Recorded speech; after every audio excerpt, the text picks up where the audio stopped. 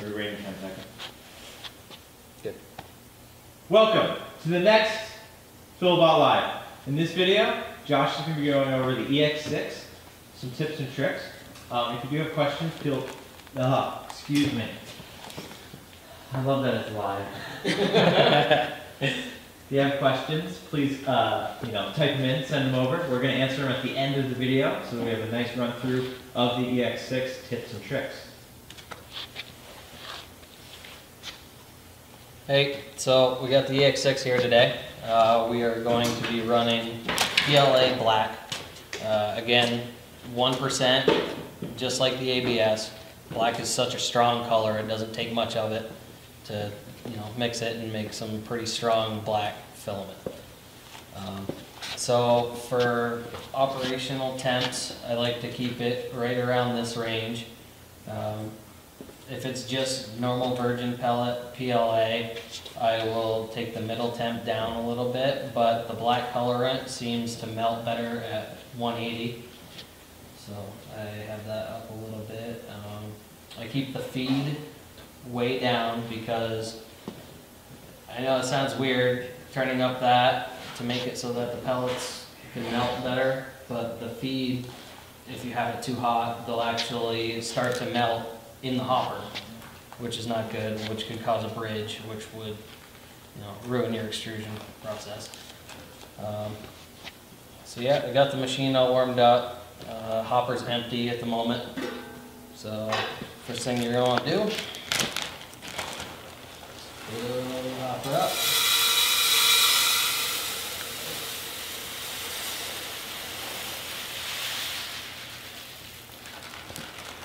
Top on, and then you want to get it running, and then open the access hole, I guess, I don't know. So it opens the hopper up. And get pellets feeding in there.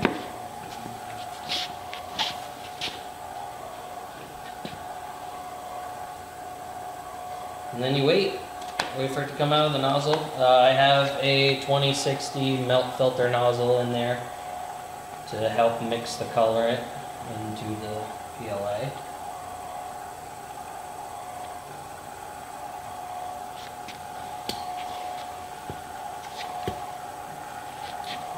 If you are impatient, as I am, you can turn the extruder up so it fills the screw in the barrel faster as it's coming out.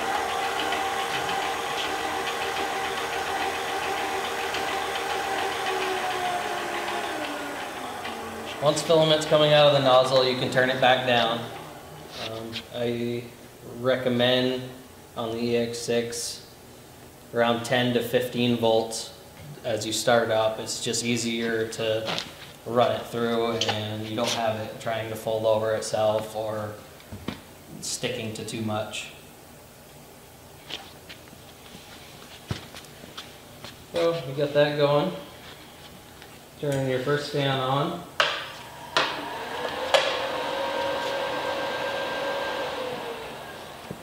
Make sure it stays plugged in.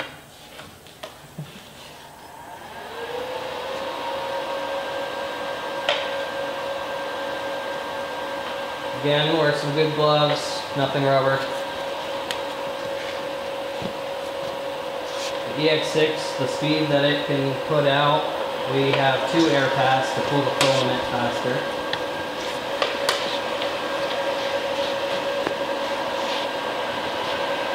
Another cool thing you'll notice is we have a fill measure here. This is something that will be coming out pretty quick. Show you how that works. You loosen that up and you can stick it to the micrometer.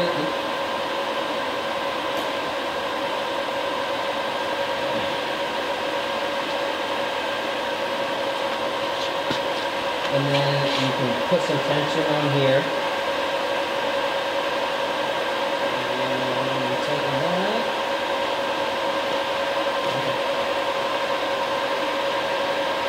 It doesn't record anything, but it's a lot better than using data filters. It's really a great add-on for us here at Filabot.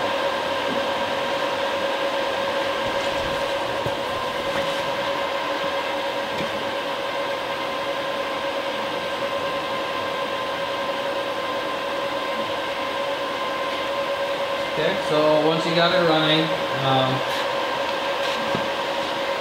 pretty much you can look at the filament measure, or if you're using dial calipers, look and see where you're at. And also, this is a good time to get rid of the gloves actually, because you're going to want to feel how cold it is at the spooler. You want to see if it's cool enough.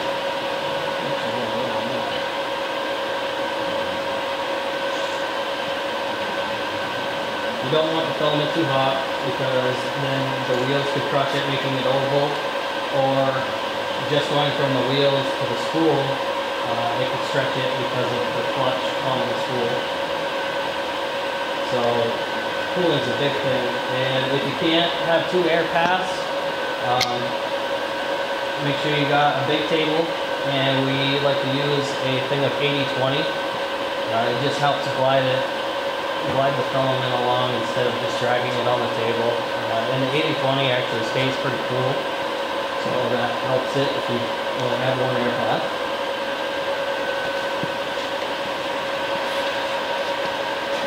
So we're a little low on diameter, so it's time to start speeding up the extruder.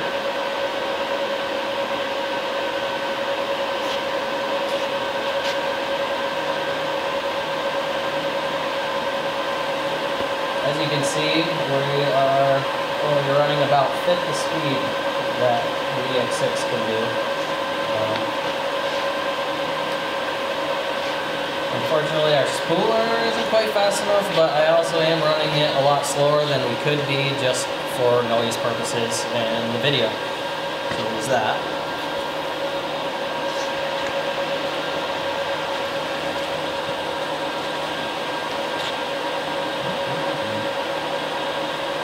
You have to re-zero that.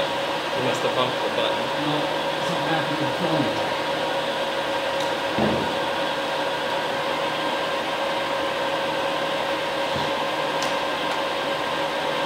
Track. There we go. This is my first time using filament measure actually. So we'll get to see that. It's because you didn't pull this up and you put it through.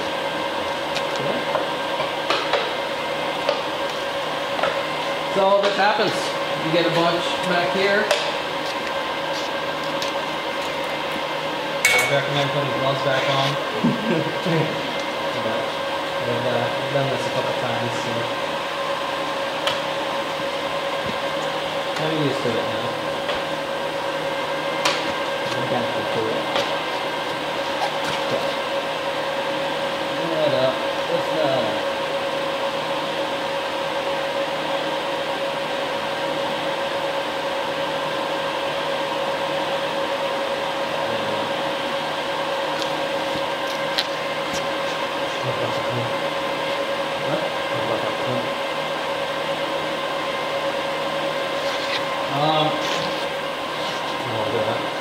So you see that right there? That's not going to be good.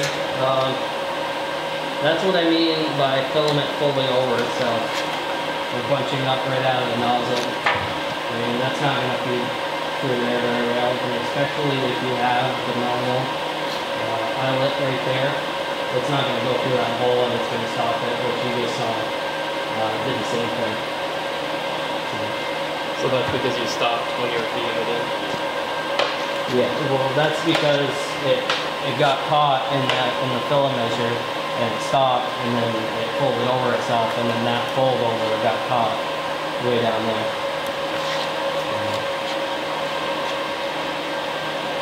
Really, I mean, there's not much.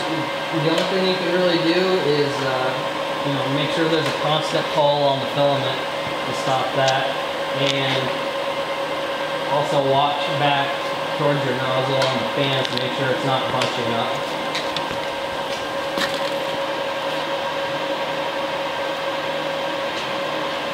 Like that.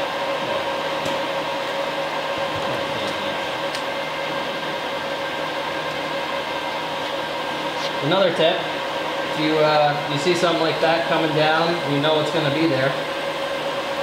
Just wait until it gets through the fans. And then cut it while keeping constant pressure on it so that when you're still feeding it, and then you can cut it again and try it.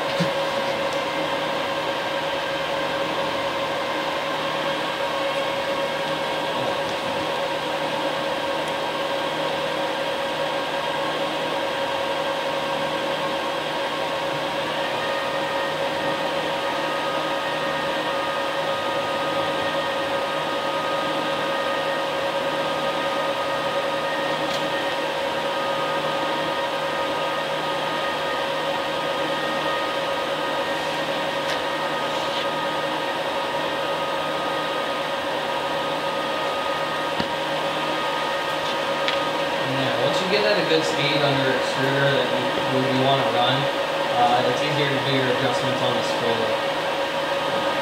Faster means the filament's going to stretch more, to be smaller, and then slower means it's going to have more time to not stretch and be the right size. But while you're trying to make it slower, you're going to want to watch the beginning of the air path so that it doesn't bunch up like we just saw happen.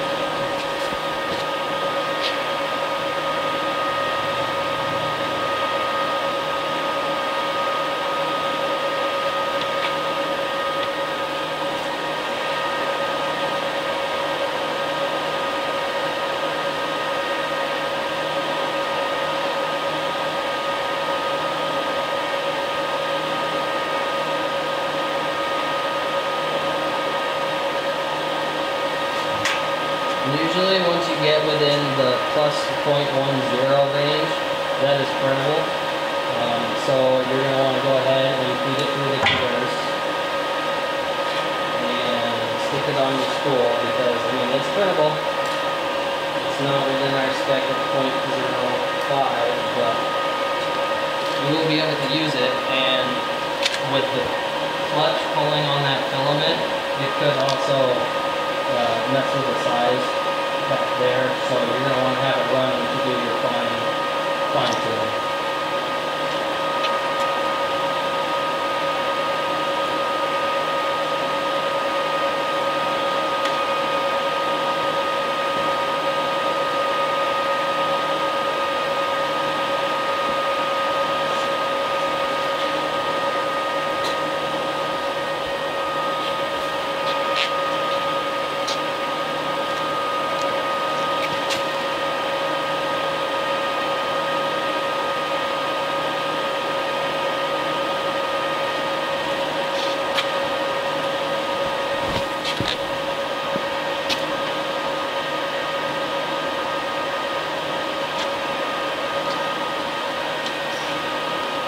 Another trick I've just been playing with is offsetting the magnets. You don't want to put too much tension on it, and you got to be careful with your first magnet because it still could be hot enough that it's going to stick to it. But if you offset them, every other one, it kind of just puts enough tension on there so it's not letting the fans just bounce it around wherever it wants to go. So just a little bit there and a little bit there.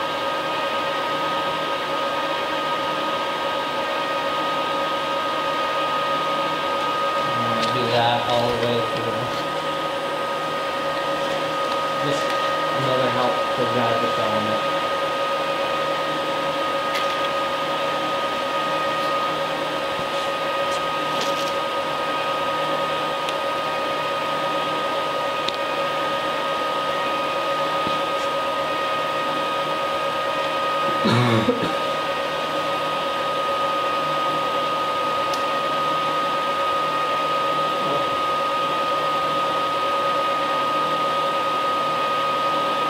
Getting in there for tolerance. Like I said, that's definitely printable.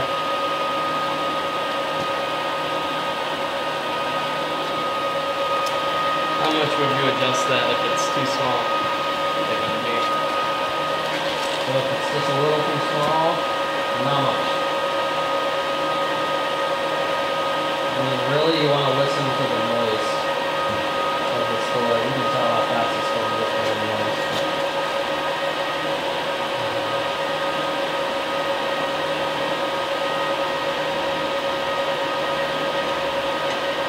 So you just sped it up or slowed it down? So remind me which way you're supposed to do it. You remember, if you want a bigger filament, go slower. Smaller filament, go faster. So you just adjusted the wrong way. I adjusted the wrong way. I've been doing this a little while. It's still a little tricky. So just take your time and you'll be able to get the hang of it.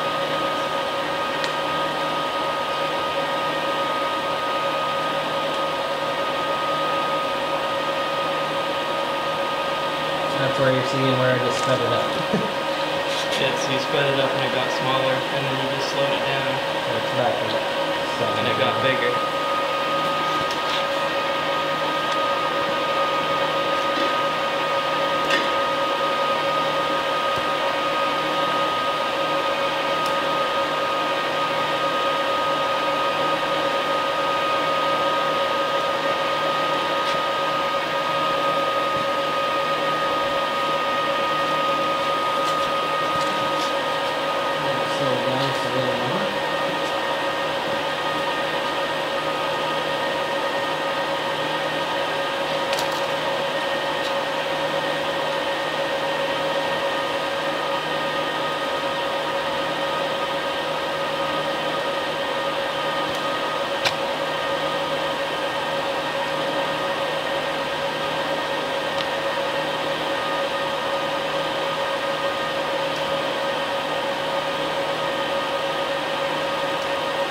this speed, it takes a little while to get from all the way over there. So yeah, like Kevin's talking about, every little adjustment that you make, it has to, the second you make that adjustment, you have to wait for it to get all the way from here, all the way through the airpath, into the spooler, end of my calendar here, before you can actually tell if the adjustment did anything. It makes it hard with like 285, because you have to run it so slow. You make the adjustment, and it takes 45 to a minute, just to be able to tell what the adjustment you just made is. So, just gotta be patient with it. Make an adjustment and then wait.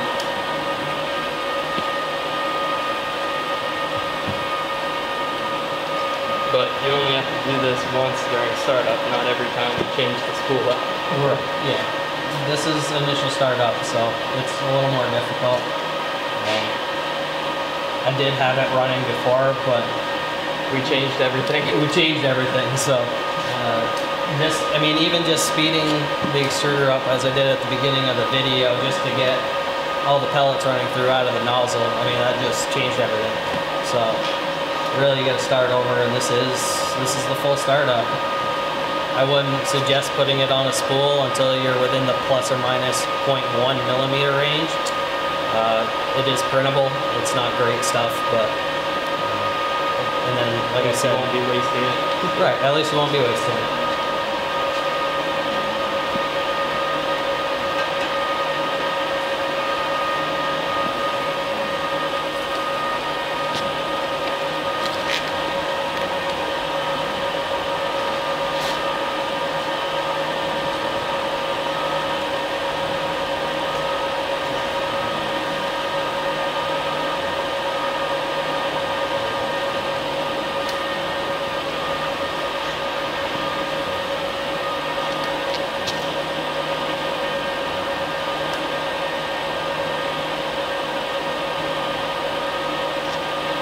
But this stuff actually looks pretty good for us because we like to print about the 170 range, not the 175 range. We seem to see better prints, a lot less extra strain filament off of the prints. Kind of depends on your printer. Yeah, That's what's nice about making your own filament, because you can kind of adjust the way you make it to whatever works best for you.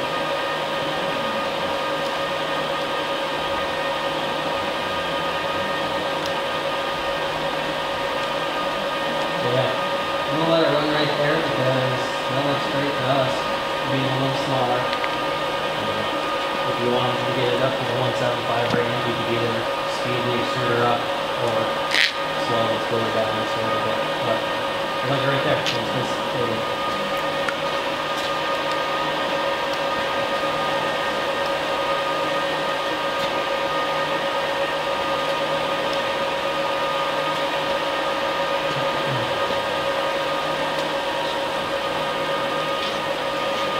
So how much, what about the fans? So personally, I run the feed fan all the time. That one is looking underneath the feed thrower, and it just always keeps the feed cool. I mean, even with that feed fan, you can see we're around 5 degrees hotter at the feed. That's all from heat creep, just from these 3 zones creeping back. Fan's doing what it can, and it's doing a really good job because without that fan, I mean, this would be up, 60, 70 speed right now. The motor, That's a huge temperature. it is, but I mean, fan's doing what it can.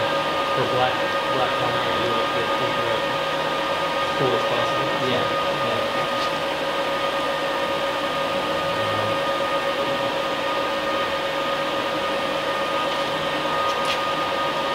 The front and the middle are the 2 on the back that we just saw. And usually, I keep them almost full. That's like 3/4 right there. It just helps keep the PIDs being able to control it better, I guess. When it shuts off because the PID is just a little too hot, the fan just helps it cool right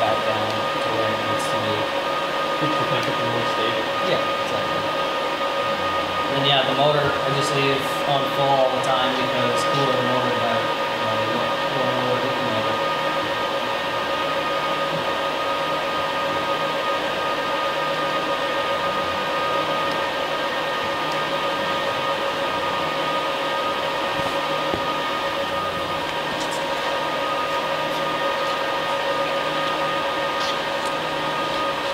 So yeah, we're just gonna run this for a minute and then show you the cleaning of the EX6.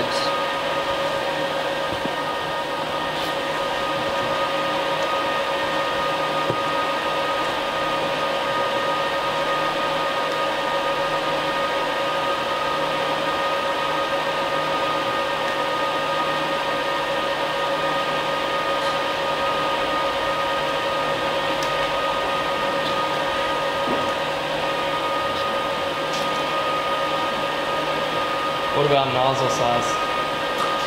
Yeah. Nozzle size. So PLA, I have this drilled out to 1.85 to be able to stretch it down. You don't want to have it 175 because if you do that, you have to run these two basically the same speed, which doesn't like that because of the high temp of PLA will stick to the airpath more. You want to be able to have the spooler running a little faster than the EX6 just to pull it so that it's not touching the airpath until about halfway. So it has all that time to cool before actually touching something and you want to stick.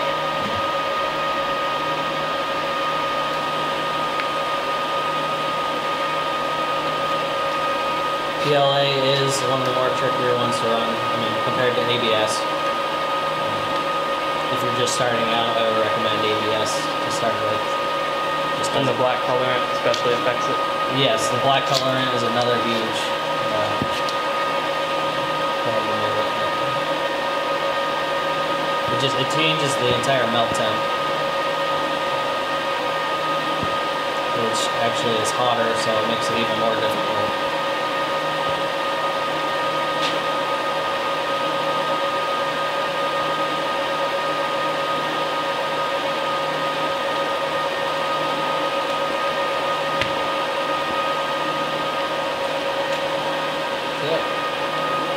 So if you were having trouble getting this to 175 at this speed, you would probably try drilling out the nozzle later? Yeah, especially if you're way undersized. The quickest fix to that is to drill it bigger. So since you make your filament typically at 1.7, that's the nozzle size you usually use? Yeah, 1.8, 1.85. Don't go any higher than that because you will see the filament not stretch consistently. So your tolerance will be even worse. What about ABS?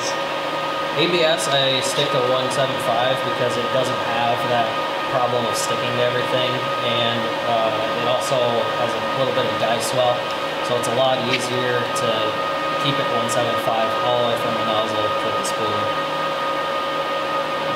PLA just becomes more liquid than ABS does.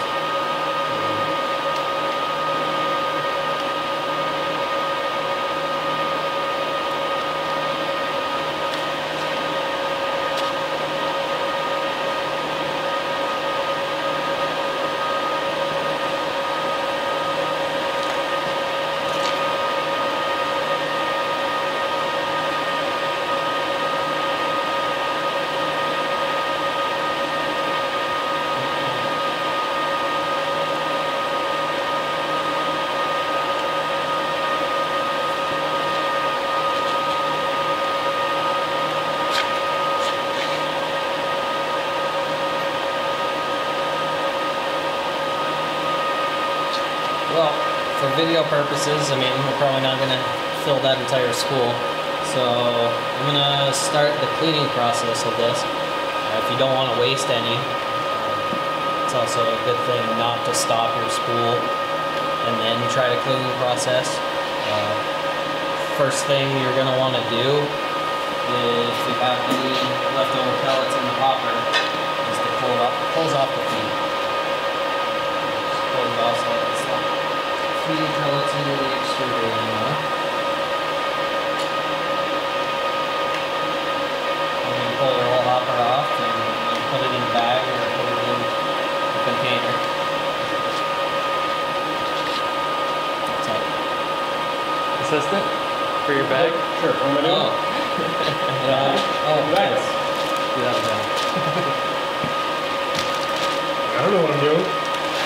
We always plan real far ahead. Yeah. This is raw. This is real life right here. With the static.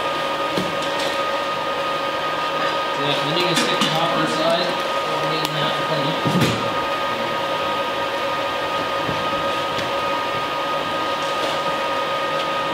Do you run that all the way out? Yep, run it dry.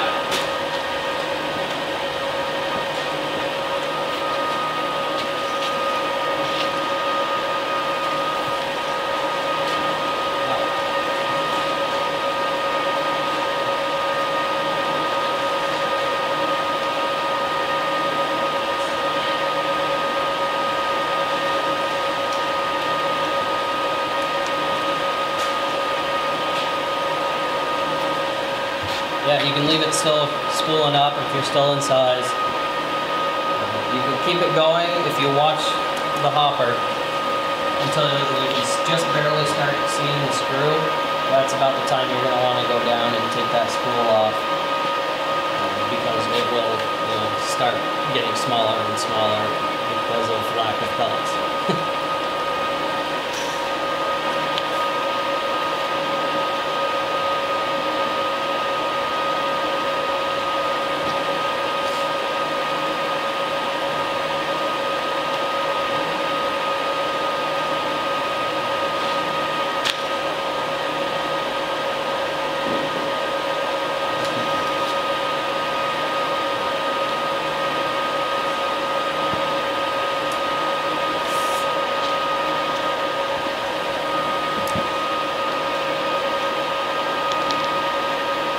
So we're just letting the hopper run down.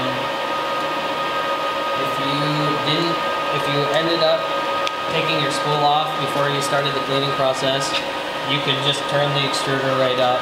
I would definitely mark down what your voltage is if you plan on running this again, so you can just go straight back to that when you start up next time. You can almost see the screw now. You can see how the pellets are kind of riding up on the side of the hopper. That's about time where you're going to want to go down.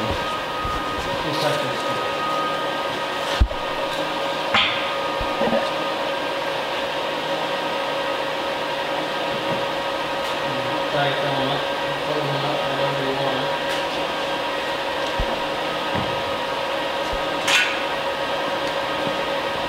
And then you can go back and cut off the little corner.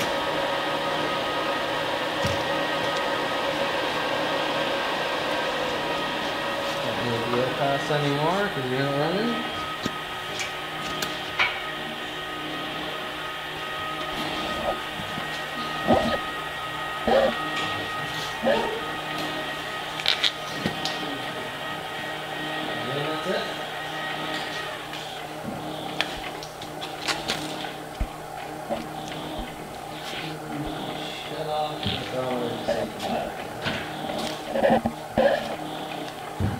This, I'm going to move everything out of the way so make sure you guys start doing this.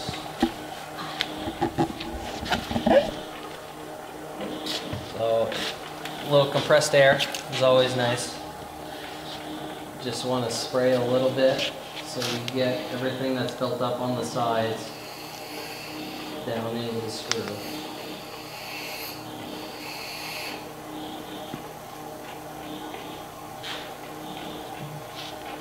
A flashlight? Yeah. That's all.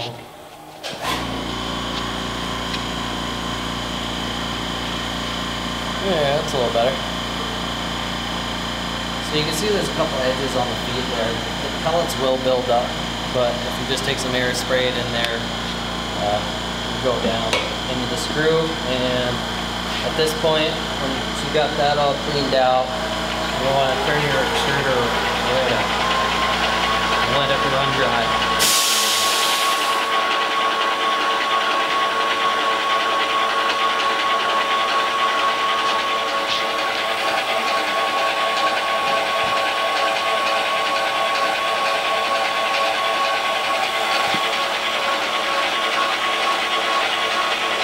Takes a second.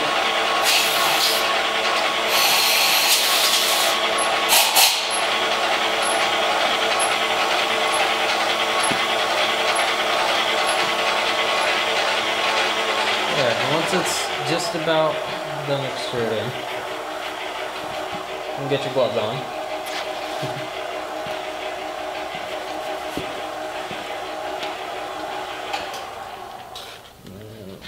Throw this aside to grind up later. And you're going to want to take the nozzle out. What is this? This is 3/4? I believe so, yeah. Yeah. So you could use a 3/4 inch wrench, or I just use an adjustable. It'll work the same.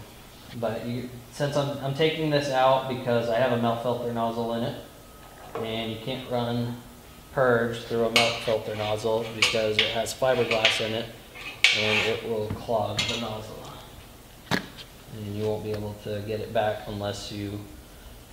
So what nozzle is that? Show that. So this is just the normal nozzle, no filters. It's just a straight through shot. It's a 175. So I'm gonna put that in, and as you can see, this one was used, so there's a little bit of plastic still in there. But usually, by the time you get any more material from the hopper to there, it's soft enough that it's going to push itself out. So you can go ahead, grab some purge, using low temp for this because I'm under 250°C. We also have high temp, but start the extruder again. Turn off the mess. And pour some pellets in there.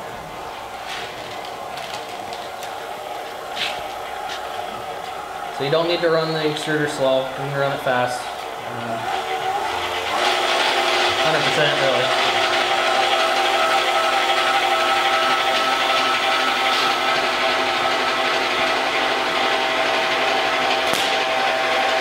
That's why you wear. Yeah, that's why I wear safety glasses. And preferably long sleeves and gloves and everything.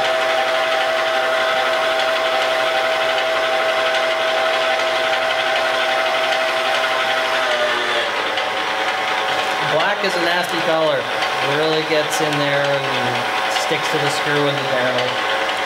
So you might have to do a couple hoppers of purge. If you prefer, you can use the orange hopper, so you don't have to keep filling up this little bit of it, but I don't think it's too bad. It's a little easier to keep track of how much purge you're using if you're filling up that little tube. Because using too much is just wasteful. Sure. So it's still got that gray tint to it, so we're still going to have to keep running purge.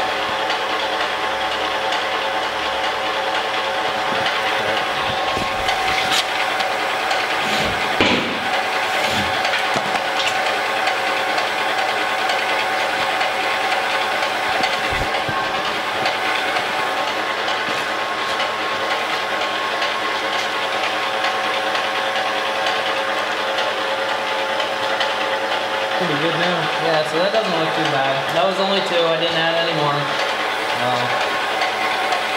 Other lighter colors, you could probably get away with 1, but like I said, black's a pretty nasty color that just sticks to everything. So again, you're going to want to do the same thing with the air. You can see the pellets that are built up on the sides.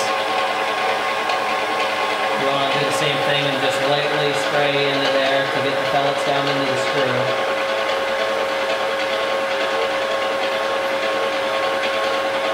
And then for good measure, give it a good brush.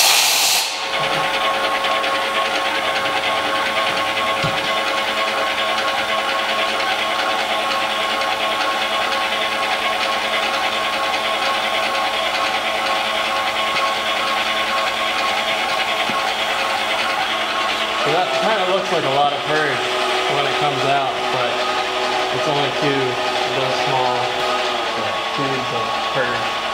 Purge expands a lot after it's been heated, so it does look like a lot, but that's only that big and that big around, so it's only two of those. I don't know the exact amount, but again, you're under dry.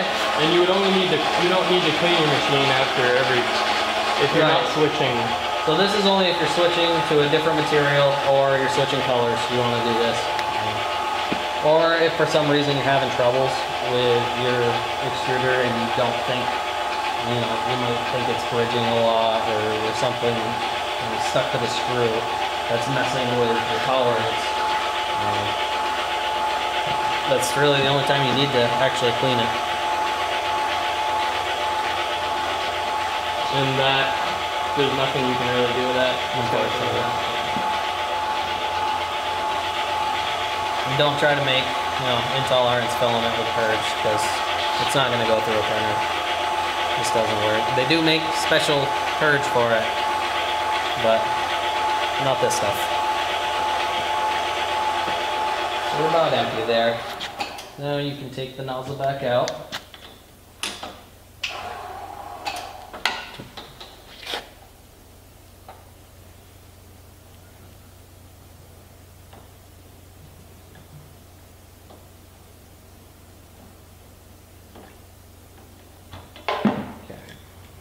Set the nozzle out. Now is the time you're going to want to put on the hot gloves, which are included with the EX6. And your brass screwdriver, which is also included. Another helpful thing is a vise. Really, I'm not sure how you're going to do this without one. You need to be able to hold the screw and not have it move around on you when you are using a drill. So, Also, not the drill, just the brush. Right, yeah. Included. Yeah, the brush is included. No drill included. No drill, sorry. So,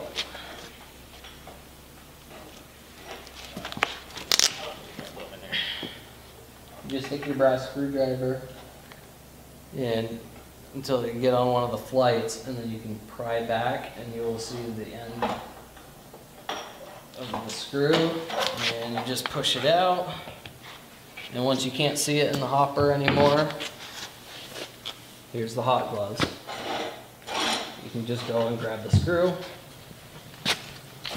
stick it in your vise.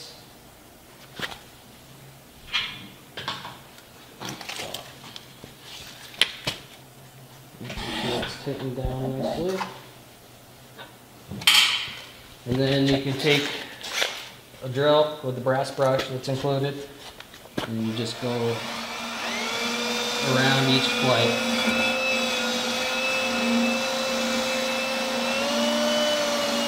You're going to want to do this while it's still hot. If you let it cool down, it's just going to stick right to it and it's going to be a pain in the butt.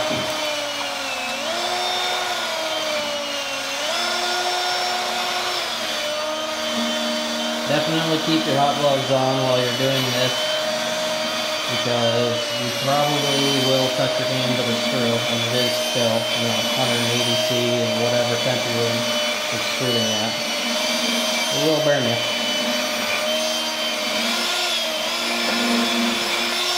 So every flight, all the way down.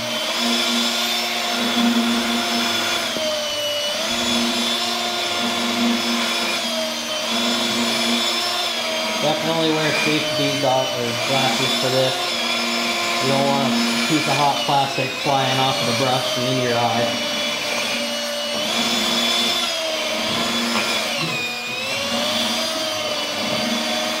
Or even the piece of the brush. The bristles do come out of this brush every once in a while. It doesn't feel too great either. Always when using power tools. Right. Also wear long sleeves for this. Because again, you can touch your arm to it, or a piece of hot plastic can come off of a brush. Yeah, it's pretty good. So sometimes you'll have material stuck in the flight. That's where the brass screwdriver comes in, and you can just push right up against it. Unfortunately, this one cleaned pretty well, so I don't. Oh, there's one right there. On the other side. Okay, so see that little guy? You can just. And sometimes it comes off nicely, and if not, grab a heat gun or a torch and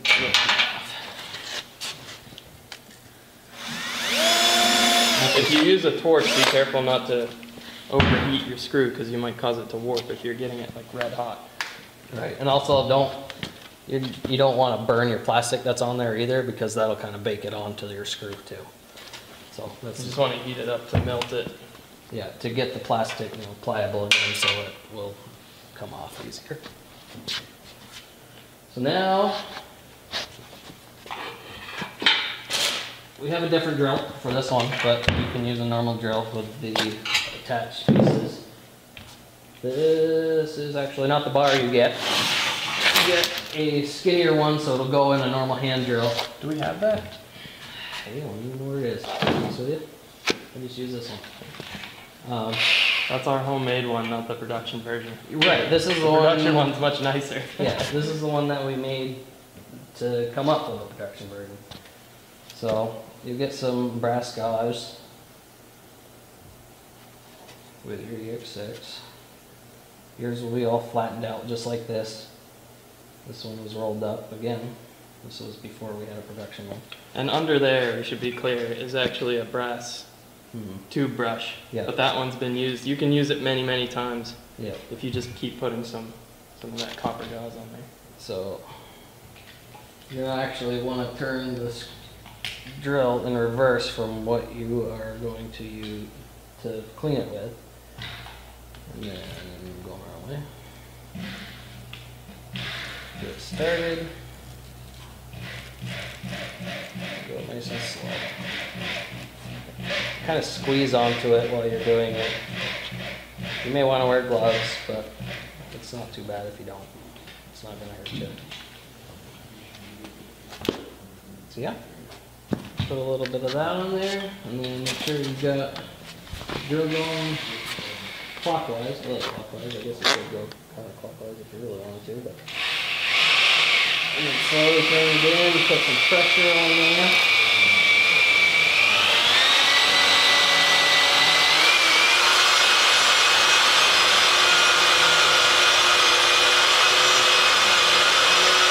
May have been a little bit more gauze than we needed. Yeah, you might not need that much gauze.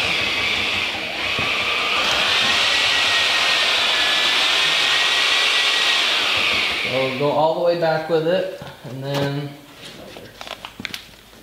use the air, and just put a constant amount of air going into there while you are drilling and pulling this out at the same time.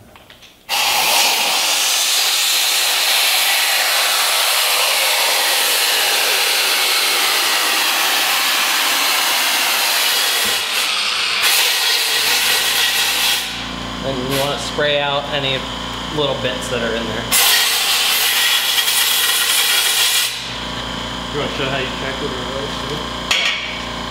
Also, you can stick a flashlight through the top of the hopper and then look down the barrel to see if you have any little pieces or if you have any damage to your barrel, which unfortunately would not be good.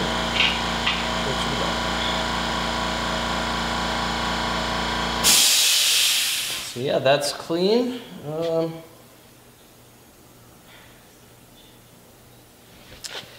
For melt filter nozzles, I like to keep them, one melt filter nozzle for each polymer and color, just because they are kind of a pain to clean.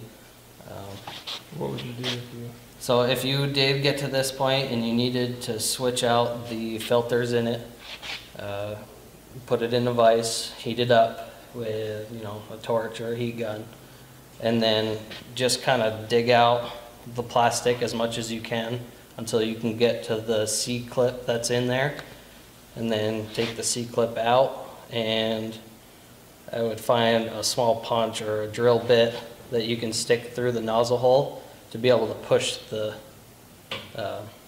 filters out and then replace them that way. I mean,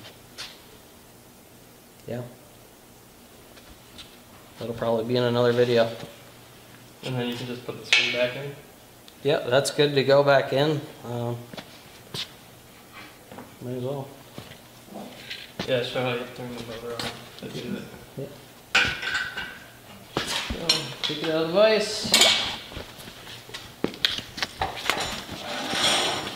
Stick it in there. And then turn your motor on slowly, you know, 10 to 20. And then you can take your brass screwdriver, and push on the end of the screw while it's running, and it'll set it back into place into the square. I guess where it needs to be. And then you can put the nozzle back in, and you're good to go again. So, any comments, questions, or no? Nothing? We've had a few. We've been responding. Okay. Oh, well, you don't want to put them in the video? No, They're not that conversation. Oh, okay. You were really comprehensive with it, I'm not surprised. Yeah. All right. Well, any questions, comments, concerns, you know, Filabot.com or any social media. Thank you. Bye.